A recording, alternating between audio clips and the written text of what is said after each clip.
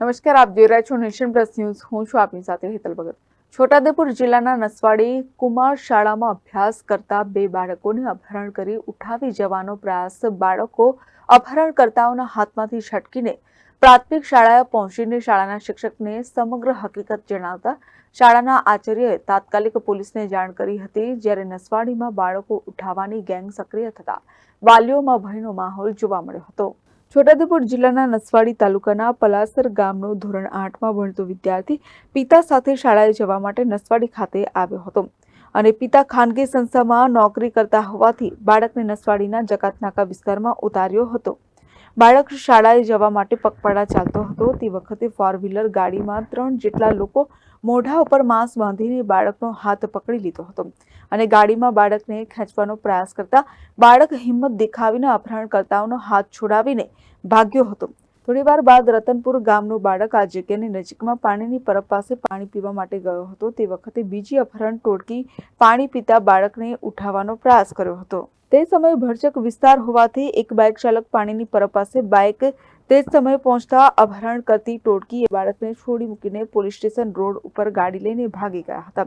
બંને બાળકો આદિવાસી સમાજના છે અને ખેડૂતના બાળકો છે, જેને લઈ હિંમતવાન બાળકો હતા, જેના લીધે અપહરણ કરનાર ટોળકીને માત આપી હતી.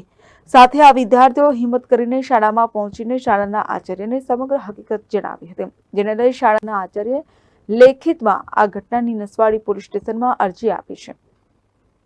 જ્યારે સમગ્ર ઘટનાની વાયુવેગે આખા તાલુકામાં વાત પ્રસરી જતા વાલીઓમાં ભય ફેલાયો છે. જ્યારે આવી ટોળકીને પકડવા માટે નસવાડીમાં એક્શન પ્લાન તૈયાર કરવો જોઈએ અને તમામ સીસીટીવી ફૂટેજ મેળવીને તપાસ હાથ ધરવી જોઈએ, તે જરૂરી બન્યું છે. આજ રોજ નસવાડી કુમાર શાળામાં 10:30 વાગે સ્કૂલ ચાલુ થઈ. એના પછી બાળકો જે સ્કૂલમાં આવ્યા એની અંદર એવી ઘટના બની કે ભીલ વિશાલ રાજેશ બાળક રતનપુર ગામેથી આવે છે. તો એ બાળક જકાતનાકા વિસ્તારમાં પાણીની પરબ છે તે પાણી પીતું હતું. એ દરમિયાન કોઈક અજાણ્યા શખ્સો વાન લઈને આવ્યા અને એ વાનમાંથી હાથ કાઢીને બાણું ખોલીને બાળકને ખેંચતા હતા, પણ મગર બાળક છટકી ગયું અને સ્કૂલે આવતો રહ્યો. અને બીજો કિસ્સો પણ એવો પાલસરનો એક છોકરો છે, પ્રિયાંશુ રાઠવા કરીને, એ બાળકને એ જ જકાતનાકાની ચોકડી પર આવતો હતો. તો કોઈક બીજી વાન આવીને એને પણ ખેંચતી હતી.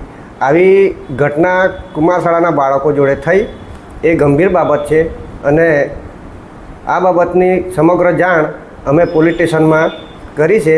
બાળકો જોડે જઈને પોલીસ સ્ટેશન ફરિયાદ નોંધાવી છે અને આવી ઘટના ખરેખર ના થવી જોઈએ અને કદાચ ભવિષ્યની અંદર જો આવી ઘટના બને તો આ બાબતે ખરેખર બાળકોનું જે જીવનું જોખમ કહેવાય, આ બાબતે વિચારવું રહ્યું.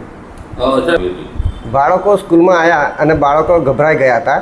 એટલે બાળકો એવું કહેતા કે સાહેબ અચાનક જ માસ્ક પહેરીને એ શખ્સો આવ્યા હતા. માસ્ક હતું, એમનું મોઢું કોઈક ઓળખાય એવું નહોતું અને વાનમાં બેસીને હતા. વાનના દરવાજો ખોલીને એમના પર ડાયરેક્ટ વાનમાં બેસાડવા માટે ખેંચાખેંચ કરતા હતા. મગર મોટા 8મા ધોરણના બાળકો હતા એટલા માટે થોડુંક આમ તેમ કરીને છટકી ગયા બાળકો.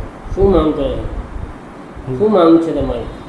અમારી દરેક બાળક પોતાના જીવના જોખમે કદાચ આવતા હોય તો કદાચ બાળકોને મેં તો એવું કહું છું કે એમને કદાચ એવી સુવિધા મળવી જોઈએ કે જે આવા પ્રશ્નો ઊભા ના થાય. અને આ બાબતે પોલીસ અને તંત્ર કોઈક એક્શન લઈને આવી બાબત આપણે અહીંયા ના થાય અને બાળકોનું જીવ જોખમમાં ના મુકાય એવી અપીલ છે. Rehan Patel, nation plus news, Chhota Udepur. સમાચારોના સતત અપડેટ મેળવવા માટે અમારી નેશન પ્લસ ન્યૂઝની યુટ્યુબ ચેનલને સબસ્ક્રાઇબ કરો, બેલ આઇકન દબાવો અને જોડાયેલા રહો ફેસબુક, ઇન્સ્ટાગ્રામ અને ટ્વિટર પર.